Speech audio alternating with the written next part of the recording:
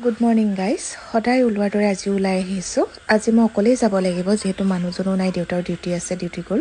ৰাস্তাটো দেখিছেনে বেটেৰী এখনো নাহে ৰাস্তাটোৰ কাৰণে অলপ খোজকাঢ়ি আহিয়ে বেটেৰী এখন পালোঁ এতিয়া গৈ আছোঁ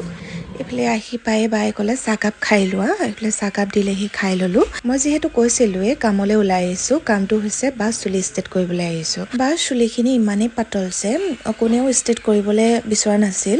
আৰু ফাৰ্ষ্ট ষ্টেট তেওঁ মোৰ ওচৰতে কৰিছিল আৰু এইবাৰ ছেকেণ্ড হ'ব এইফালে মই কাম আৰম্ভ কৰিছিলোঁহে বায়ে আকৌ বোলে ৰাতিপুৱা কি খাই আহিছা ভাত অকণমান খাই লোৱা বুলি জোৰ জবজ ভাত অলপ আনি দিলে খাই মেলি আকৌ এইফালে কামত লাগি গ'লোঁ এইফালে ফাইনেল ৰিজাল্টটো চাওক কেনেকুৱা হৈছে কমেণ্ট কৰি জনাব আজি আকৌ আমাৰ ঘৰলৈ মোৰ লগৰ দুজনীমান আহিব সেইবাবে বেছি দেৰি নকৰি বা আকৌ বিদায় দি মই ঘৰলৈ আহিলোঁ এইফালে তেহেঁতিও ডিউটিৰ পৰা বাহিৰে আমাৰ ঘৰলৈকে আহিলে আমিতো অকণমান টাইমৰ কাৰণেই লগ পাওঁ আৰু আজিতো তেহেঁতি থকাকৈ আহিছে কিবা এটাতো স্পেচিয়েল কৰিবই লাগিব